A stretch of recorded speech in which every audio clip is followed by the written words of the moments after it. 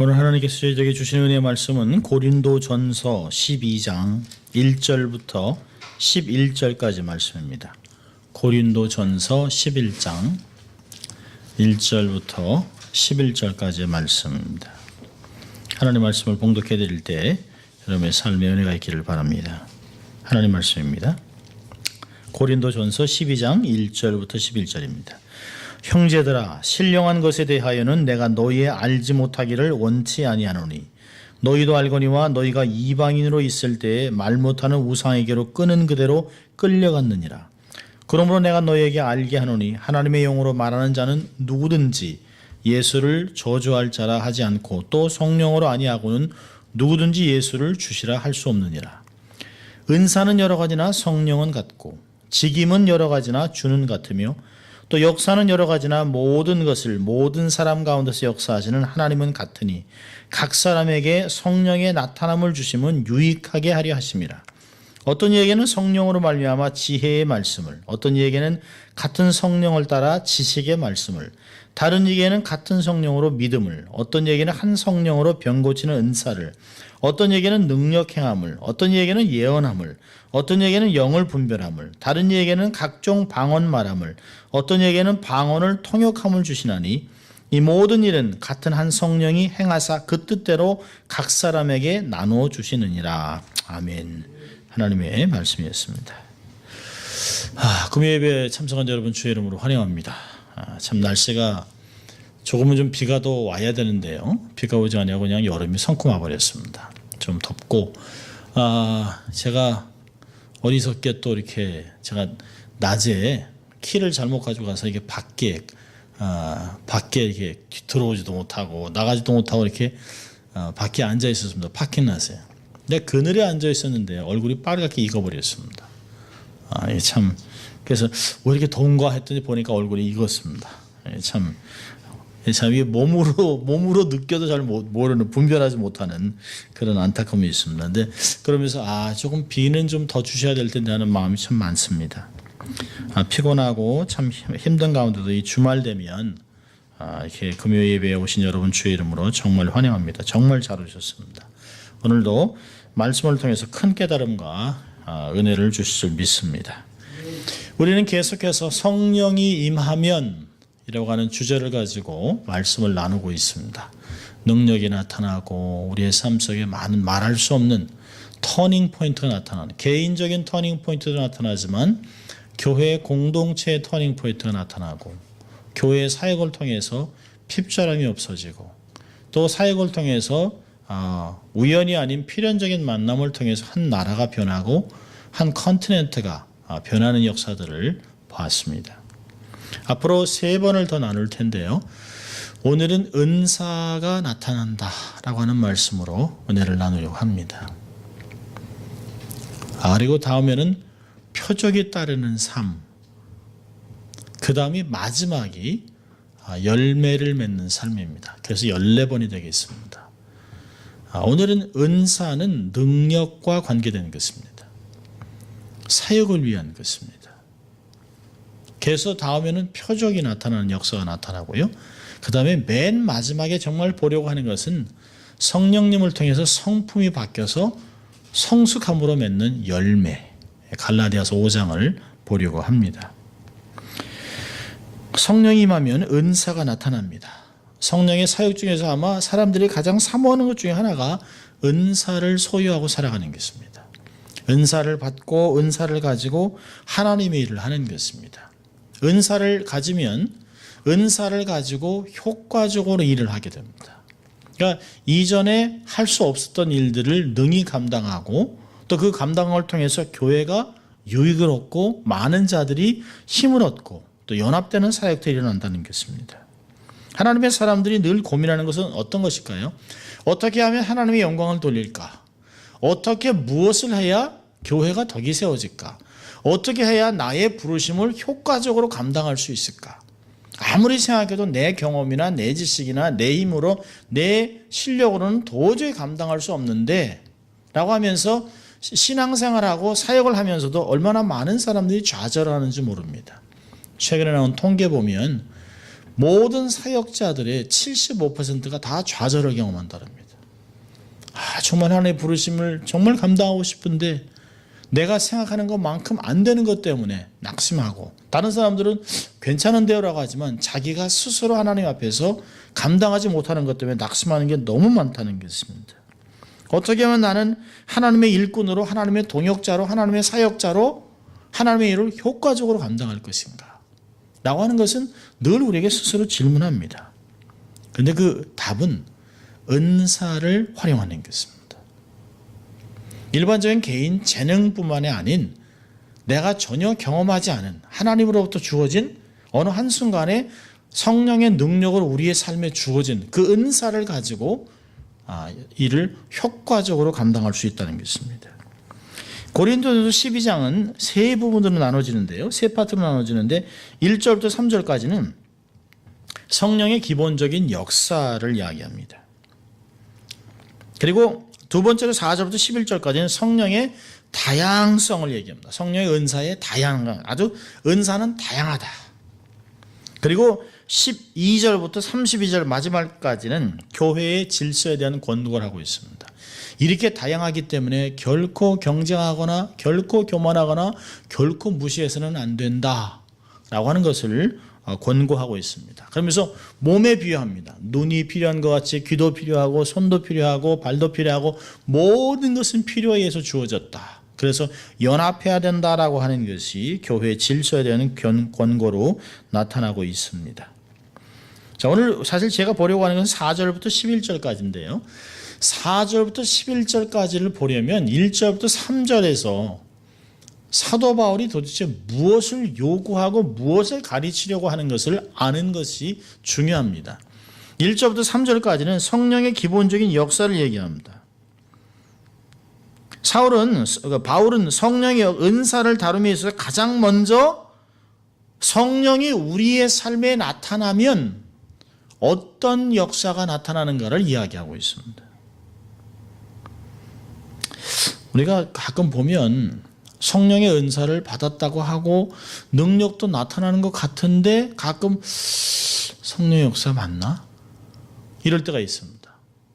자기는 성령 충만하다고 하는데 그 사람 때문에 교회는 깨지고 그 사람 때문에 어려워지고 그 사람 때문에 다른 사람이 상처를 받고 하면서 이게 정말 은사일까? 정말 하나님이 주신 거, 저 사람 재주 아닌가? 라고 하는 것들을 많이 발견할 때가 있습니다. 그리고 가끔 퀘스천을 보냅니다. 정말 그럴까?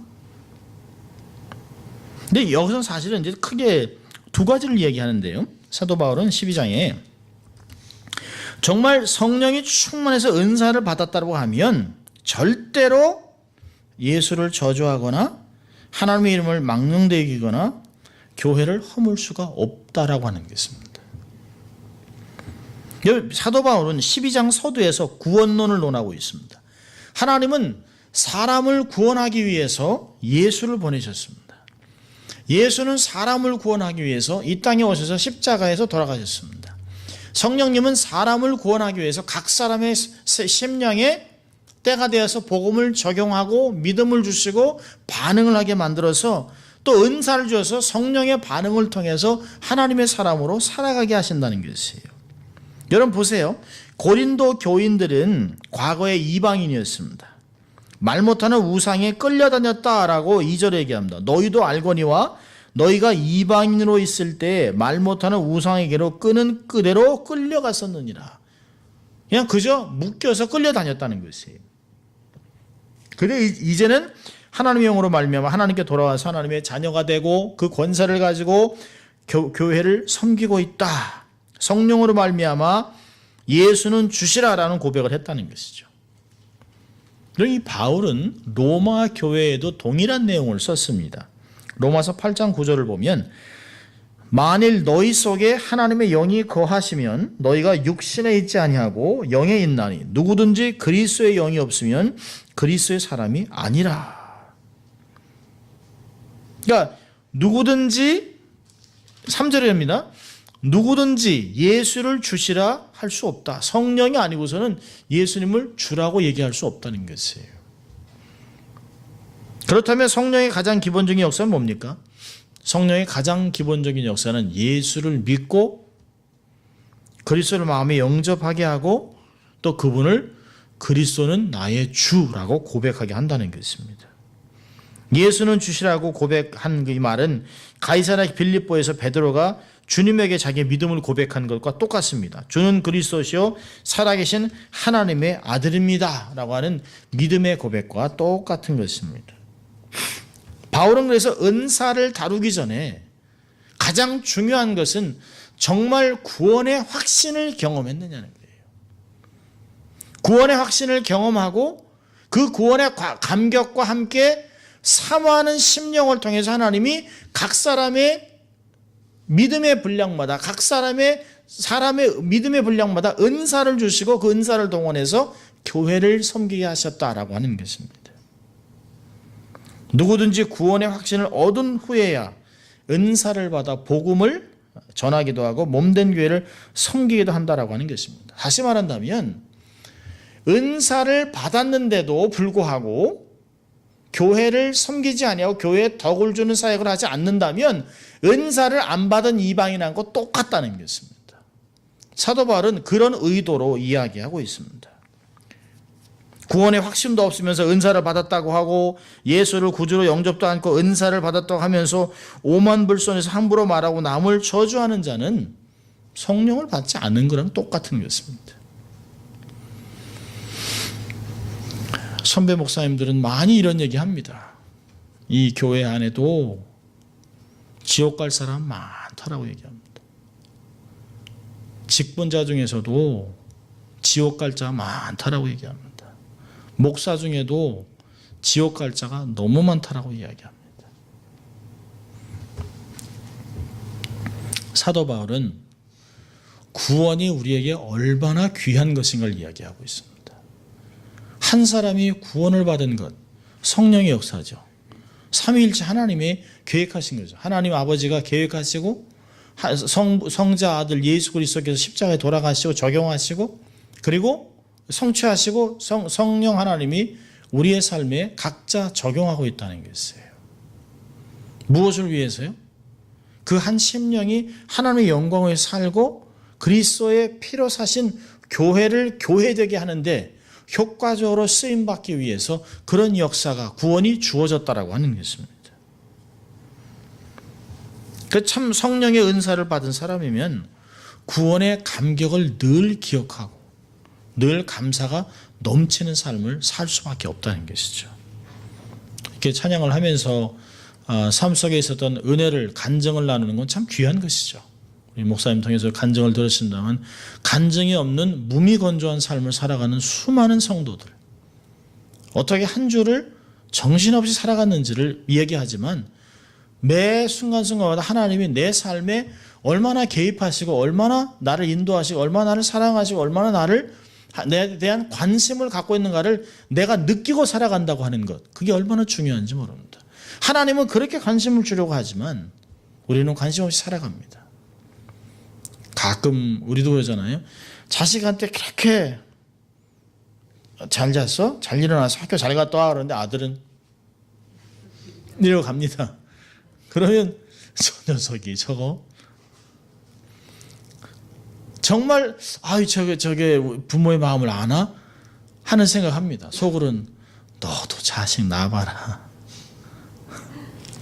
그런데 우리가 하나님 앞에 살아가면서 하나님이 내게 그렇게 눈동자를 맞추고 싶어하고 매 순간마다 아침에 일어나면 나와 대화하고 싶어하고 나와 함께 동행하고 싶어하고 정말 너와 같이 정말 주의 뜻을 이뤄가고 정말 에녹같이 하나님과 동행했던 그런 삶을 살기를 바람에도 불구하고 우리 멋대로 살아가고 있다는 것을 발견하면서 얼마나 죄송하고 안타까운지 모릅니다. 사도 바울은 은사를 경험하기 전에 가장 중요한 것은 주를 그리스도로 고백하고 그분께 감사하는 것이라고 이야기하고 있습니다. 저는 4절부터 11절까지 보면 이게 보면 참 재밌어요. 4절에 은사는 여러 가지나 성령은 같고 직임은 여러 가지나 주는 같고 역사는 여러 가지나 모든 것을 모든 사람 가운데 역사하시는 하나님은 같다. 하나님 성부 하나님, 성자 하나님, 성령 하나님, 삼위일체 하나님이 모든 사람들에게 은사와 직임과 역사를 각각 당신의 뜻대로 주신다라고 하는 걸 이야기하고 있습니다. 은사는 여러 가지라고 하면서도 하나님이 각 사람에게 은사, 직임, 역사를 이루게 하심은 여러 가지지만 모두가 성령의 역사임을, 삼위일체 하나님의 역사임을 사도 바울은 이야기하고 있습니다. 은사란 헬라어는 카리스마타라고 하는 말은 거저 주시는 선물이라고 하는 카리스마의 복수형입니다. 어떤 공로나 내가 원하고 내가 사모했기 때문에 어떤 배경 때문에 주어지는 것이 아닙니다. 오직 하나님의 은혜로 각 사람에게 주어지는 것이 부여된 것입니다. 넓은 의미에서 보면 재능, 사명, 직무, 역량 등을 말할 수 있습니다. 그러나 오늘 나와 있는 8절부터 쭉 11절까지 10절까지 나와 있는 이 9가지의 하나님의 은사, 성령의 은사는 교회 공동체의 특별한 임무를 잘 수행하고 효과적으로 교회를 세워갈 수 있도록 특별하게 주신 은사를 이야기하고 있습니다. 일반적인 개인 재능을 이야기하는 것이 아닙니다. 하나님의 영광을 위해서 교회를 세우기 위하여 우리에게 특별하게 주어지신 것입니다. 여러분 여기 보면 7절에 아주 재밌는 단어가 있어요. 성령의 나타남이라고 하는 것은 파네로시스라고 하는 헬라어를 썼는데요. 마치 매니페스테이션, 성령이 나타나면 성령이 우리의 삶에 확 하고 나타난다는 것이에요. 한순간에. 이건 어떤 그 이야기냐면 공작이 그 자기의 깃털 날개를 쫙 필 때를 이야기하고 있습니다. 평상시에 공작이 그 날개를 늘 펴고 다니는 것이 아니에요. 성령이 나타나면 마치 그런 순간에 순간순간 나타난다는 것이에요. 그런데 그 나타남은 아름다움으로 나타나고요. 그리고 유익함으로 나타난다는 것이에요.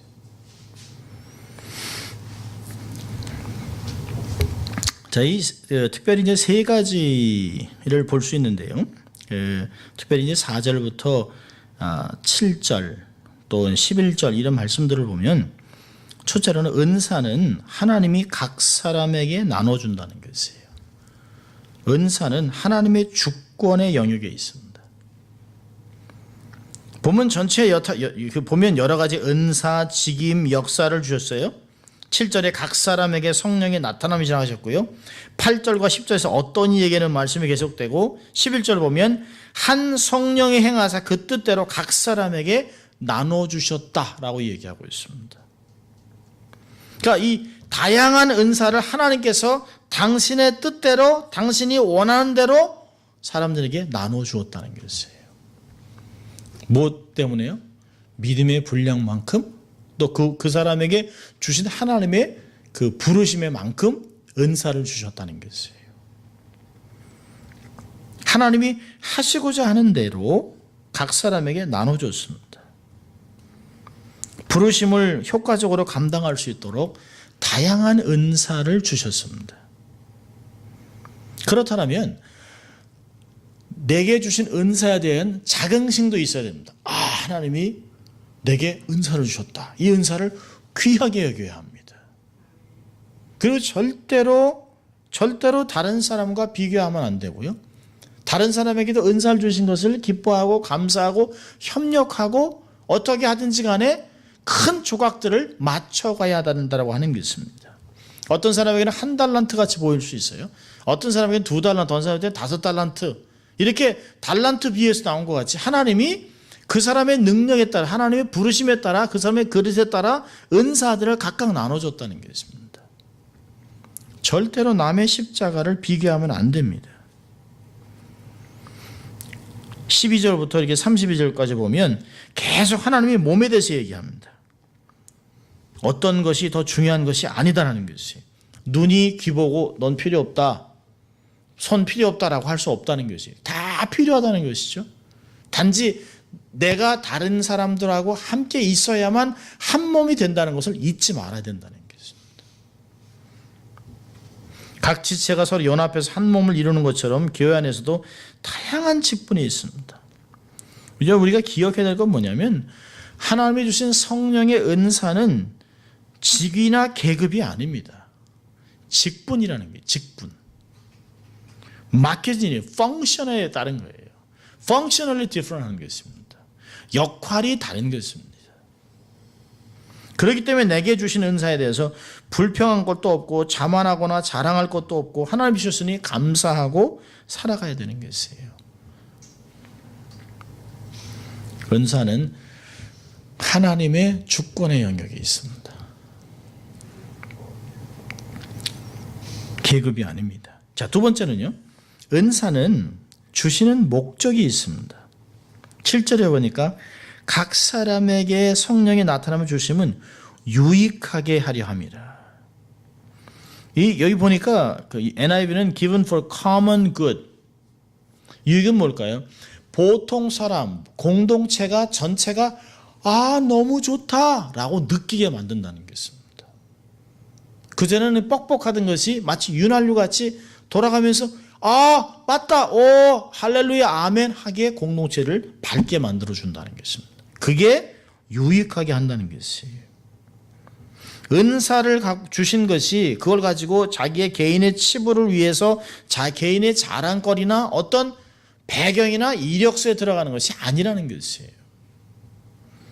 하나님의 뜻이 이 땅에 바르게 나타날 수 있도록 세우신 교회를 유익되게 하고 덕을 세우고 성도들을 세워나가는 것이 위해서 은사를 주셨다라고 이야기하고 있습니다. 그러니까 주님의 몸된 교회가 유익하게 된다고 하는 것은 하나님의 뜻을 이루는 것입니다. 여러분, 제가 전에도 말씀드렸습니다마는 무교회주의는 비성서적인 것입니다. 그럼 무교회주의라고 하지만 자기들도 모여요. 그럴 수가 없어요. 목적의 의식을 바로 깨달을 때 서로 돕고 위로하고 협력할 수 있습니다. 서로의 유익을 위해서, 이 공동체의 유익을 위해서 하나님이 은사를 주셨구나라고 하는 것을 아는 것입니다. 그렇기 때문에 내가 좀 잘한다고 남을 무시해서도 안 돼요. 그러니까 하나님의 교회가 덕이 되지 않는다면, 유익되지 않는다면 과감하게 포기할 필요도 있습니다. 목회를 이렇게 하면서 이렇게 쭉 돌아보면 20년을 이렇게 쭉 넘게 사역을 하면서 돌아보면 그렇게 끝까지 주장해서 유익된 건 별로 없어요. 어떤 때는 과감하게 잘라버리고 포기해서 얻는 것이 훨씬 많습니다. 잔가지를 많이 치는 것보다는 굵은가지로 하나님이 가지치게 해서 내 생각들, 내 계획들, 내 어떤 경험들을 다 내려놓고 어떻게 하면 하나님이 유익될 것인가, 어떤 면에서 차라리 안 한 때가 더 하나님이 하신 역사들을 많이 볼 때가 있습니다. 우리의 문제는 고집에 있습니다. 집착에 있습니다. 아집에 있습니다. 내 뜻을 펼쳐보고 싶은 것이에요. 내 방식, 내 의견들을 좀 이렇게 밀어붙이고 싶은 것이 있습니다. 그런데 교회가 덕이 되지 않는다면, 유익되지 않는다면 과감하게 내려놓을 수도 있어야 합니다.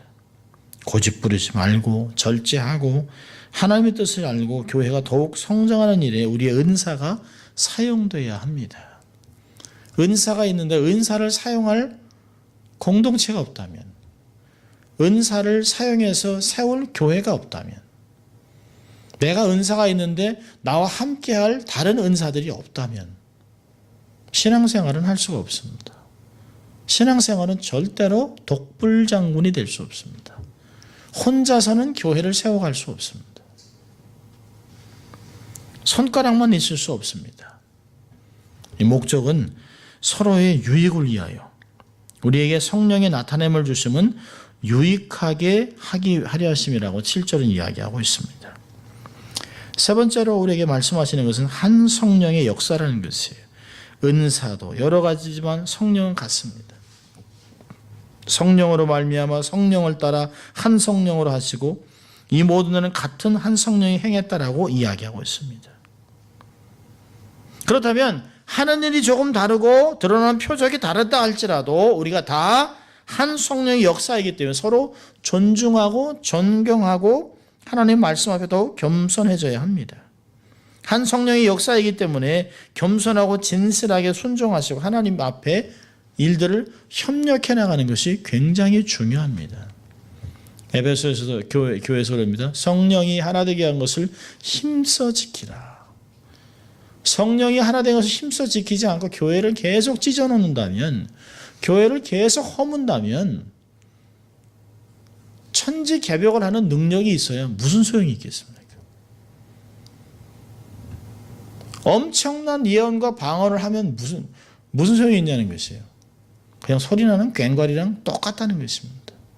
13장에서는 사랑장을 얘기하면서 내가 큰 신령한 것을 구하라고 얘기하면서 사랑을 구하라고 얘기하면서 사랑이 없으면 이 무슨 소용이 있냐라고 얘기하고 있습니다. 한 성령의 역사라는 것이에요. 세월이 지나면서 성령의 역사를 함께 동역하다 보면 다른 것은 틀린 것이 아니다. 다른 것은 정말 유익한 것이다. 나와 다른 사람이 있기 때문에 교회는 유익하고 힘을 얻을 수 있는 것이에요. 우린 가끔 우리가 어리석고 미숙할 때는 좋은 사람, 편한 사람, 내 편들을 많이 모읍니다. 그런데 정말 비즈니스를 하는 사람이나 사역들을 감당하고 정말 하나님의 일들을 감당하는 사람들은 나와 다른 사람과 일하기를 열심을 냅니다. 나와 다른 사람을 통해서 배우려고 합니다.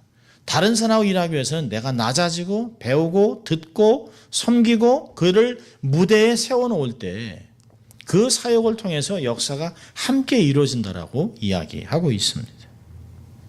한 성령의 역사입니다. 자, 세 번째로 오늘 우리가 보고 싶은 것은 이제 8절부터 은사의 종류죠. 9가지입니다. 오늘은 디테일하게 다루려고 하지 않습니다. 짧게 다루려고 합니다. 나중에 기회가 되면 조금 더 깊게 다루려고 합니다만은 저 의견이 이미 은사에 대해서 열려 있기 때문에 이게 디테일하게 설명하지 않아도 될 것 같아요.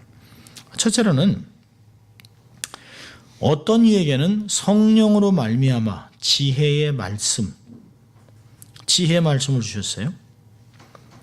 이것은 뭘까요?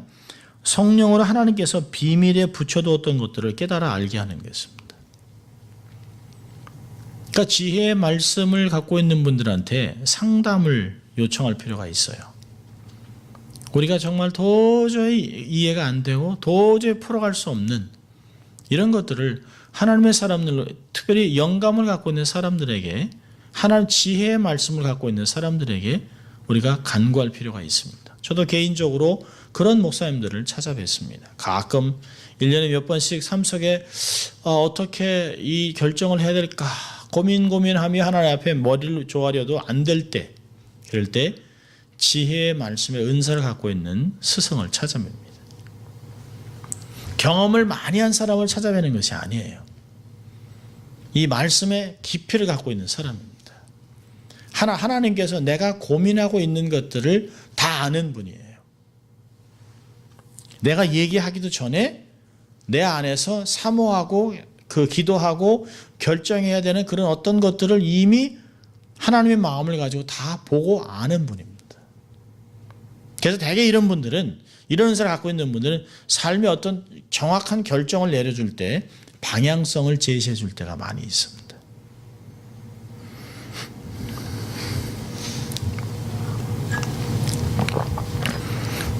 우리가 아는 이제 김숙자 목사님 같은 그런 분입니다. 자, 두 번째는 지식의 말씀입니다. 지혜의 말씀과 지식의 말씀은 조금 다르죠. 여기 이제 성경에는 동일한 성령이라고 했습니다. 같은 성령을 따라 지혜의 말씀을, 지식의 말씀을. 하나님께서 지식의 말씀은 조금 어떤 면에서는 현실에 있는 어떤 것들을 말씀으로 이렇게 지적해 주는 것입니다. 어떤 면에서는 이 지식의 말씀은 지금 있는 상황을 인포메이션 같이 지식의 은사를 가지고 이런 것들을 드러내는 것이에요. 해석을 하는 것입니다. 지혜의 말씀 같으면 어떻게 갈지를 풀어나가는 것이라면, 방향까지 얘기하는 것이라면, 지식의 말씀은 지금 있는 상황 상태를, 어떤 꼬여 있는 거를 이렇게 풀어놓는 것이에요. 이렇게 다 전체를 쫙 그 판에다가 풀어놓는 것입니다. 그래서 우리가 스스로 짝을 맞추고 찾아갈 수 있도록 하는 것입니다. 하나님께서 계시하는 말씀을 체계를 따라 잘 정립하고, 그래서 그걸 통해서 내 삶의 어떤 것을 결정을 하고, 또 그것을 가지고 내 삶의 역사하는 불안, 의심, 좌절, 낙심들을 이길 수 있도록 말씀을 갖게 합니다. 성경은 지혜의 말씀을 사모하라고 얘기합니다. 지혜는 지식을 사용하는 힘입니다. 똑같은 것이지만 하나는 어떤 현 상황을 쫙 풀어보는 것이라면, 하나는 그 밑에 있는 깊은 것을 끌어서 내서 풀어서 길을 여는 것입니다. 자, 세 번째로 믿음의 은사는 믿음의 초자연적인 능력으로 이적적인 큰일 할 수 있는 은사를 가리키기도 합니다. 사실 12년 13년 전에 저희 형님이 저희 교회에서 기질, 성품, 은사 테스트를 했는데요. 난가주 비전교회에서 가장 많았던 것은 믿음의 은사가 제일 많았습니다. 그래서 교회가 크지도 않았지만 선교하고 열심을 내고 삶에서 많은 것들을 구제하는 한금에 썼던 것들을 보면 믿음이 없이는 그럴 수가 없습니다.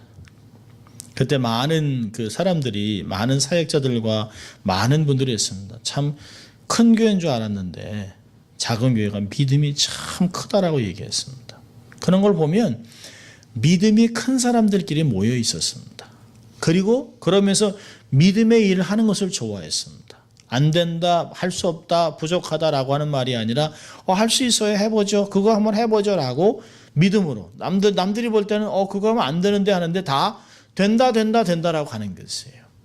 그게 믿음입니다. 믿음은 부정적인 것을 넘어가게 합니다. 이 믿음의 은사를 갖고 있는 사람의 특징은 뭘까요? 기도를 많이 합니다.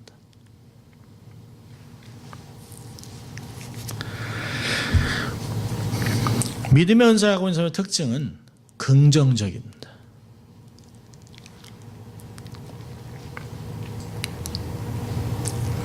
자, 네 번째로는 병 고치는 은사입니다. 여기 보니까 어떤 이에게는 병 고치는 은사를 일반적으로는 신유의 은사라고 부르죠. 우리는 너무 잘 알죠. 저희 곁에 있는 김영숙 권사님, 안민옥 집사님, 우리 뻔히 알고 있는 겁니다. 사실 병 고치는 은사, 사실 쉬운 것은 아니죠. 하루아침에 뚝 떨어지는 것은 아닙니다. 우리의 삶 속에 임파테이션이라고 하죠. 어떤 스승을 통해서 엘리야가 엘리사를 키우는 것 같이 하나님의 사람들에게 은사가 전가됩니다. 그래서 훈련을 통해서, 이것도 한순간에 받은 분도 많이 있습니다. 대개는 굉장히 많은 세월을 통해서 자기가 스스로 아픔을 겪고 그 아픔을 통해서 극복하면서 자기 몸에 아픔도 있는 사람들이 많이 있습니다.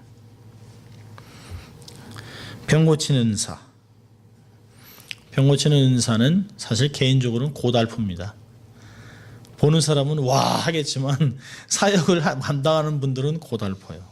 하루 종일 아픈 사람을 만나야 되고, 아픈 사람을 손을 대고 기도해야 되고, 그 아픔이 자기 몸에 전가되기도 하고, 또 그러면서 그 사람이 아프다고 하다가 아픈 사람이 정말 그렇게 기도했는데 사람이 하늘나라 가면 그 낙심은 말도 못합니다. 또 사람들은 아니 기도받으면 안 되매 라고 해서 낙심하는 일도 많이 보게 됩니다. 그래서 병 고치는 은사는 정말 어떤 면에서는 참 대단한 거고 삶 속에 그냥 나타난 거지만 정말 참 개인적으로는 참 고달픈 사역입니다. 그래서 이것도 주님의 사역이었다는 것이에요. 마태복음 4장 23절에 보면 주님께서 회당에 가서 가르치고 말씀을 선포하고 모든 약한 것을 치유하시고 고치셨다라고 하는 주님의 사역, 우리가 정말 회복해야 되는 사역 중에 하나인 것입니다. 그러나 모든 사람이 다 병 고치는 은사를 가질 수는 없습니다. 소수의 무리가 많은 사람들에게 은사를 가지고 고치는 것이에요. 다섯 번째는요, 능력 행함이라고 했습니다. 어떤 얘기는 능력 행함을, 기적적인 초자연적인 권능을 행하는 것을 가리킵니다. 마치 모세나 엘리야 등이 아마 이러한 은사에 해당되는 좋은 인물이 될 것입니다. 어떤 상상치도 못한 일들을 이야기하는 것입니다. 아마 이 능력 행함에 대한 은사를 제일 디파인하기가 어려울 겁니다. 어떤 것을 두나미스라고 하는 다이나마이트 같은 능력을 이야기합니다마는 아직도 많은 학자들은 이게 도대체 어떠한 은사를 이야기하는지, 아니면 포괄적으로 얘기하는지, 9가지 은사 중에서 분명히 따로 있는 거지만 기적적인 역사를 나타내는 것입니다. 마치 죽은 자를 살리는 것이에요. 예수님께서 하셨던 것 같이 나사로야 나오너라 라고 하는 것 같은 안진뱅이를 일으키는 것을 치유의 사역이라면, 병 고치는 이 능력을 행하는 것은 어떤 죽은 자를 일으키고, 어떤 비가 내리게 하고, 어떤 토네이도를 지나가게 하고, 정말 하나님 앞에서 멈추게 하는 그런 것들을 이야기하고 있습니다. 자, 여섯 번째는 예언의 은사입니다. 예언의 은사. 아가보같이 미래사를 알리는 일 같은 것도 있습니다. 기근이 있을 것이다, 이렇게 얘기하는 거 사도행전 11장 28절에 나옵니다. 말씀에 근거해서 과거, 현재, 미래에 걸친 모든 방면에 대해서 하나님의 성령의 인도하심을 따라서 그때그때마다 임하는 하나님의 뜻을 백성에게 전달하는 것입니다.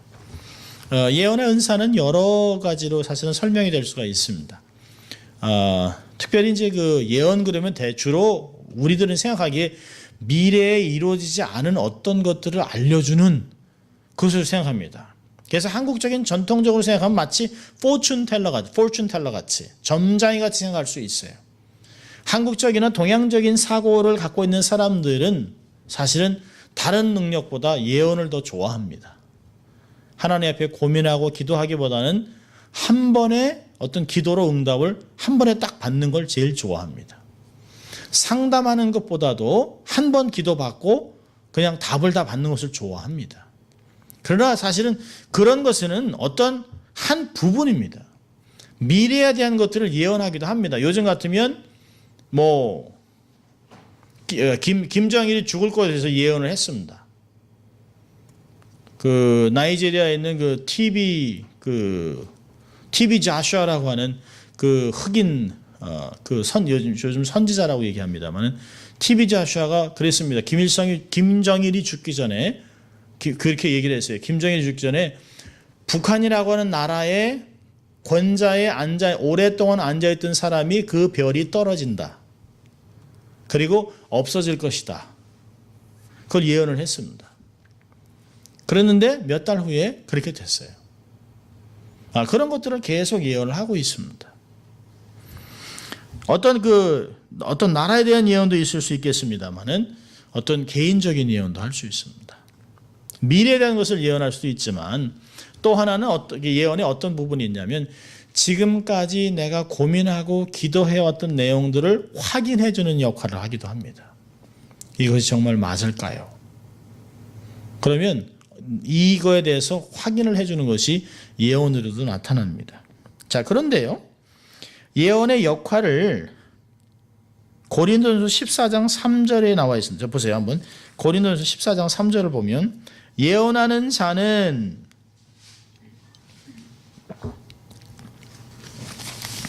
14장 3절을 보면 그러나 예언하는 자는 사람에게 말하여 덕을 세우며 권면하며 안위하는 것이요. 자, 예언의 역할이 세 가지가 나와 있습니다. 예언은 첫째는 뭐예요? 덕을 세워야 합니다. 사람들에게 특별히 덕을 세워야 합니다. 또요, 권면하다는 게 뭐예요? 힘을 주는 거예요. strengthen him. 연약한 자에게 소망을 주고 힘을 주는 것입니다. 격려하는 것이에요. 그 다음에 안위하는 것, 위로하는 것입니다. 그래서 어찌하든지 간에 소망을 잃어버린 사람, 약해진 사람, 좌절한 사람, 안타까워하는 사람들을 다시 세우는 것이 은사라는 것입니다. 어떤 사람을 예언을 해서 그 사람을 좌절시키고 낙심하고 그 사람을 무릎 꿇게 한다면 그건 예언이 아니라는 것이. 예언은 절대로 사람을 묶을 수 없다는 것이에요. 예언은 절대로 사람을 묶는 것이 아니에요. 사람을 자유롭게 하고 더 주님을 생각하고 하나님께 헌신하게 하고 하나님의 몸된 교회를 섬기게 하는 것이 예언의 역할입니다. 그래서 예언은 은사가 검증된 사람들에게 예언 기도를 받아야 하는 것입니다. 자, 일곱 번째는 어떤 이들에게는 영을 분별하는 은사입니다. 그러니까 성령의 역사와 악령의 역사를 분별하는 건 참으로 신비하지만 어려운 것이죠. 악령을 쫓아내고 성령의 역사를 분별하여 따르는 건 너무너무 중요한 것입니다. 지금같이 미혹의 영이 강하게 역사하는 때는 얼마나 중요한 은사인지 몰라요. 요한일서 4장 1절은 우리에게 이렇게 경고합니다. 사랑하는 자들아 영을 다 믿지 말고 오직 영들이 하나님께 속하였나 시험하라. 많은 거짓 선지자가 세상에 나왔음이니라. 지금 LA에도 신천지 얼마나 많은 이단들이 교회라고 하는 껍질을 쓰고 있습니다. 교회라고 하는 탈을 주고 있습니다. 그리고 한번 들어가면 미혹의 영이 역사하니까 거기서 빠져나오질 못해요. 이단에 속해 있는 사람들이 어리석고 무지한 자는 아니요. 정말 자기는 스스로 똑똑하다고 하는 학박사들, 이런 사람들이 거기에 묶여 있습니다. 그들의 눈을 멀게 하고 그들의 그 어떤 영을 무지하게 만드니까 거기에 묶여 있어요. 결국은 다 지옥에 떨어지는 인생이 되게 되는 것이에요. 영들을 분별하는 것 얼마나 중요한지 모릅니다. 우리가 가끔 그런 것도 경험할 것이에요. 어른들이 그런 얘기 하잖아요. 야, 꿈자리 되게 뒤숭숭한데 오늘 차 조심해라. 이게 사실 옛날 어른들이 그냥 하는 게 아닙니다. 사랑하는 자들을 위해서 생각하고 얘기하는 것이에요.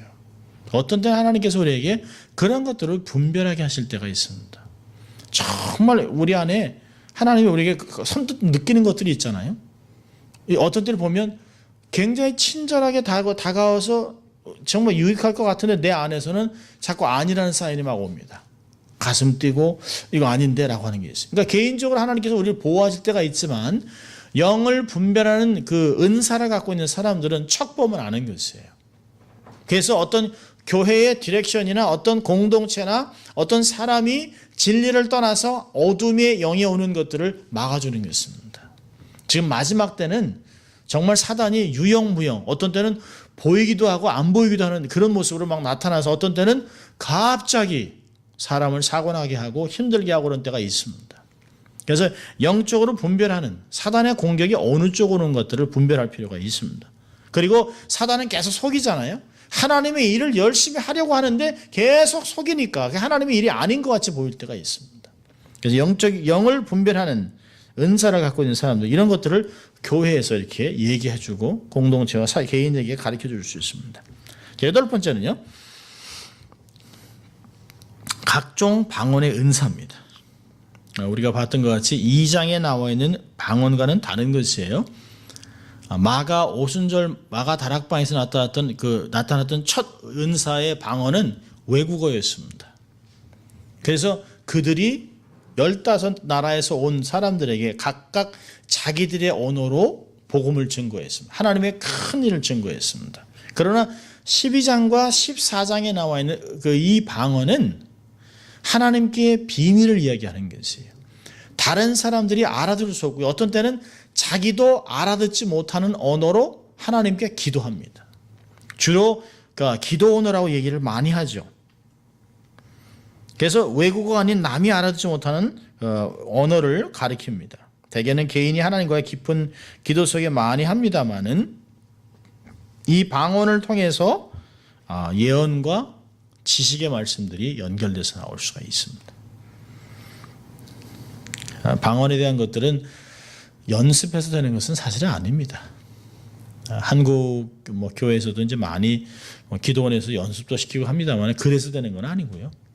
혼자 기도하다가 내가 알아듣지 못하는 말로 내가 하고 있다. 그런데요, 이 방언으로 기도할 때 심령이 굉장히 맑다는 것이에요. 정말 엑스타시에 가서 막 자기도 모르게 막 정말 황홀경에 있는 것이 아닙니다. 성령의 은사는 황홀경에 빠지는 것이 아니에요. 모든 성령의 은사는 굉장히 맑은 가운데 모든 은사가 사용되어집니다. 자, 9번째는요, 방언 통역입니다. 통변의 은사라고 얘기하죠. 그래서 공식 석상에서 누가 방언을 하면 통역하라고 했습니다. 이때는 예배 드리다가 누가 방언을 하면 그 방언을 반드시 통역을 하라는 것이에요. 일반 저희 이제 그 한국 교회 같은 그런 일이 없습니다만은 철치 언더웨이 같은 데 가면 옛날 제키 페드 목사님께서 사역을 하실 때는 찬양을 하고 그분이 설교하기 전에 함께 기도하는 시간이 있습니다. 근데 그때 누가 쫙 방언을 합니다. 근데 방언을 하는데 그걸 바로 통역을 합니다. 근데 통역이 없으면 멈추죠. 저도 1985년에 이제 중국에서 사역을 할 때 외국인 성경 공부 팀들과 함께 이제 예배를 드렸습니다. 그때는 한국 사람이 한 명도 없었기 때문에 유일하게 제가 한국 사람 하나, 일본 사람과 함께 외국인들, 오스트리아, 그다음에 나이지리아 외국인들하고 이렇게 해서 성경 공부를 한 80명이 같이 했습니다. 그때 미국 캔사스에서 온 순복음교회 계통에 있는 장로님하고 권사님은 없죠. 미국 교회니까 백인들이 저희들의 재정들을 대주고 공부할 수 있도록 길을 열어주고 그러면서 우리들을 주말에 한 번씩 자기들의 그 회사에 저희들을 모아서 함께 깊은 예배를 드린 적이 있었습니다. 근데 그때 제가 경험했던 건 굉장했었습니다. 사실은 사무실이 이 정도 사이즈 되는데요. 80명이 그때 저희가 한 35개국에서 온 학생들입니다. 프랑스, 스위스, 개원 그 학생 선교사로 온 사람들입니다. 그러니까 예배에 대한 간절한 마음들이 있었습니다. 영어를 하지만 영어를 잘하는 사람도 있지만 영어를 못하는 사람도 있습니다. 그러나 단지 우리끼리 자유롭게 예배를 할 수 있다고 하는 것 때문에 그들이 오는 것이에요. 예배를 드리는데 예배를 드리다 갑자기 거기 있는 사람들이 자기네 언어로 막 기도를 하기 시작했습니다. 그런데 저는 이제 막 한국말로 기도하고 어떤 사람은 프랑스어로 이렇게 막 하고 막 이렇게 하면서 갑자기 그 캔사스에 오신 그 장로님 부인이 방언으로 막 찬양을 하기 시작했습니다. 근데 놀라운 것은요, 점점 한두 사람씩 그걸 따라하기 시작했습니다. 프랑스어로 또 아프리카 말로 하다가 점점 마지막에는 모든 35개 교회에서 온 나라 사람들이 다 똑같은 언어로 찬양을 했습니다. 똑같은 언어. 깜짝 놀랐습니다. 근데 14년 전에 15년 전에 김숙자 목사님 오셔서 저희 교회에서 집회를 할 때 마지막에도 방언이 똑같아졌었습니다. 그리고 통변을 해준 적이 있었죠. 저보러 기도하라고 해서 제가 기도를 했는데 제 기도를 통변을 그대로 해주셨습니다. 통역하는 자가 없으면 교회에서는 잠잠하라라고 얘기했습니다. 통역하는 자가 없다면 무슨 얘기인지 하나도 모르죠. 그래서 14장에도 보면 그렇게 얘기합니다. 14장 4절에 보면 방언을 말하는 자는 자기 덕을 세우고 예언하는 자는 교회의 덕을 세우나니 나는 너희가 다 방언하기를 원하나 특별히 예언하기를 원하노라. 방언을 말하는 자가 만일 교회의 덕을 세우기 위해 통역하지 아니하면 예언하는 자만 못한다 그랬습니다. 2절에 보면 특별히 이렇게 얘기하죠. 방언을 말하는 자는 사람에게 하지 아니하고 하나님께 하나니 이는 알아듣는 자가 없고 그 영으로 비밀을 말하니라. 알아들을 자 없어요. 그러면 생각해 보세요. 모든 사람이 막 방언을 하면 안 믿는 사람이 와서 여기 다 미치광이들만 모여 있네. 그리고서 갈 거라는 거죠. 그런데 예언을 하고 말씀을 가르치면 사람들이 이해한다는 것이죠. 통변하라는 것이에요. 통변하는 자가 없으면 교회에서는 잠잠하고 하라는 것이죠. 제가 양해하고 들으십시오. 제가 이제 96년에 필라델피아에서 이제 부목사로 사역을 하는데요. 담임 목사님은 이제 안식년을 나가시고 제가 이제 교회를 돌보고 그러고 있는데요. 새벽에 이제 새벽 기도를 인도하고 저 열심히 기도하고 있었습니다. 교회가 이제 뭐 은사를 사용하지 않는 데기 때문에 교인들이 그래도 새벽에 나오는 사람들은 얼마나 열심히겠어요. 열심히 나오는데 저도 이제 방언으로 막 기도를 하니까 부목사님이 담임 목사님 안 계신 사이에 방언을 하니까 방언하는 분들이 몇 분이 이제 막 방언으로 기도를 하게 돼요. 뭐 순복이는 이제 막 물 만난 고기 같이 이제 막 방언을 막 따라하기 시작했어요. 그런데 놀랍게도 어떤 여자 집사님이 기도를 하는데 방언으로 기도하는데 제가 다 알아듣습니다. 그분이 방언으로 기도를 하는데 제가 마음으로 다 알아듣는 거예요. 그래서 도와드려야겠다 라고 해서 도와드렸는데요. 그분은 너무 놀라는 거죠. 근데 그것이 늘 은사로 나타나는 것이 아니라 어떤 때는 그 사람을 정말 하나님이 돕기 위해서 어떤 목회자의 마음을 열어서 듣게 하고 또 어떤 템포럴리 텅비는 것도 좀 하나님이 계시해서 주시는 것도 있습니다. 목회를 위해서. 자, 간단히 다뤘습니다만 때가 되면 구체적으로 깊게 다룰 수도 있고요. 아니면 저희 교회 같은 이미 알고 있기 때문에 또 어떤 기회가 될 것입니다. 은사를 한 가지만 받을 때도 있지만 주로 은사들이 연결되어 있습니다. 한 가지만이 아닌 두세 가지씩가 이게 같이 연결되어 있어요. 시너지 현상이 나타납니다. 예를 들면 신의의 은사 같으면 영분별력이 동반되죠. 이 병이 어떻게 이렇게 와 있는가? 또 사단의 역사가 있는가? 육신의 질병인지 사단의 공격인지 영분별력이 돼야 되는 것이에요. 그러니까 이 은사가 하나만이 아니라 은사가 효과적으로 사역이 되기 위해서는 그 은사들이 두세 개씩 같이 시너지 현상이 나타난다는 것이에요. 마치 예언은 일반적으로 방언과 통역의 은사와 함께 역사합니다. 그래서 그 지혜의 말씀과 함께 은사가 같이 움직입니다. 그래서 함께 역사하면서 그 은사가 효과적으로 나타나서 결국에는 사람을 살리고 교회를 힘을 주는 역할을 한다는 것입니다. 그러나 우리가 기억할 것은 은사는 하나님의 주권 영역에 속해 있습니다. 또 하나님은 질서의 하나님이에요. 은사 문제를 말씀하시고 나서 고린도서 14장 40절을 보면 그런 얘기합니다. 모든 것을 적당하게 하고 질서대로라. properly, fitting and orderly way. 보기에 질서대로 하라고 얘기했습니다. 내 욕심으로 더 많이 더 크게 그것이 중요한 거죠. 하나님께서 하라고 하는 만큼 하나님이 어떤 정해진 바운더리 안에서 하는 것이 너무너무 중요합니다. 하나님의 뜻을 따라 하나님이 이 땅에 보내신 사명을 깨닫고 주의 사역을 이루는 것이 너무너무 중요합니다. 어떤 때는 은사를 갖고 있는 사람들이 욕심을 부릴 때가 있습니다.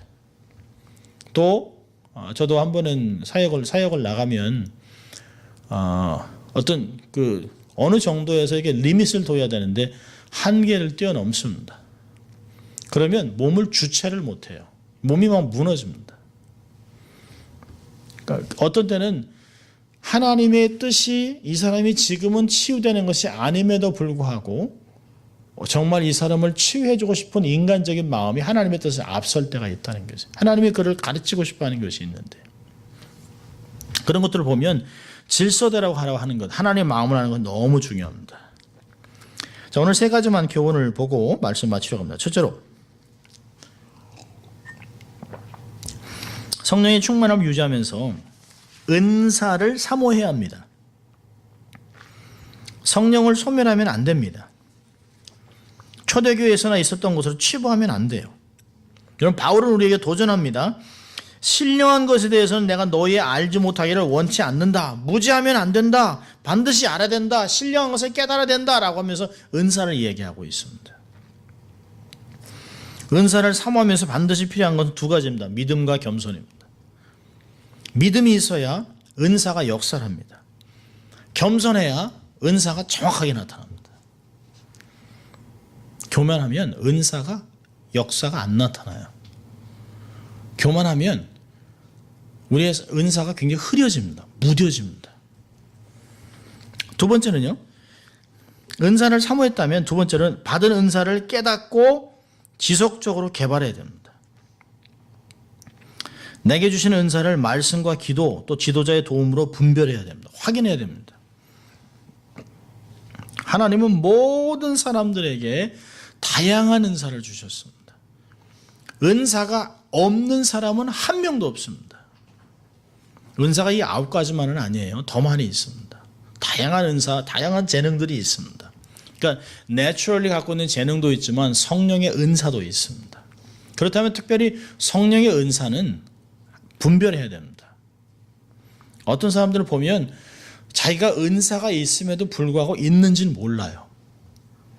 그리고 힘들게 살아갑니다. 은사는 사용하지 않으면 사장됩니다. 감사함으로 사용해야 익숙해져요. 은사는 도구입니다. 도구, 툴입니다. 툴. 그래서 은사는 사용하면 사용할수록 내 삶에서 익숙해집니다. 그리고 잘 사용할 수 있습니다. 여러분, 은사는 도구기 때문에 처음 은사를 받은 사람들은 펄펄 날죠. 그런데 이걸 잘못하면 사람이 다칩니다.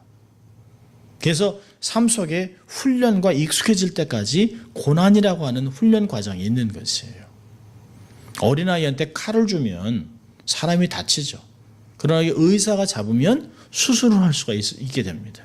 그래서 은사는 지속적으로 계속 사용해야 됩니다.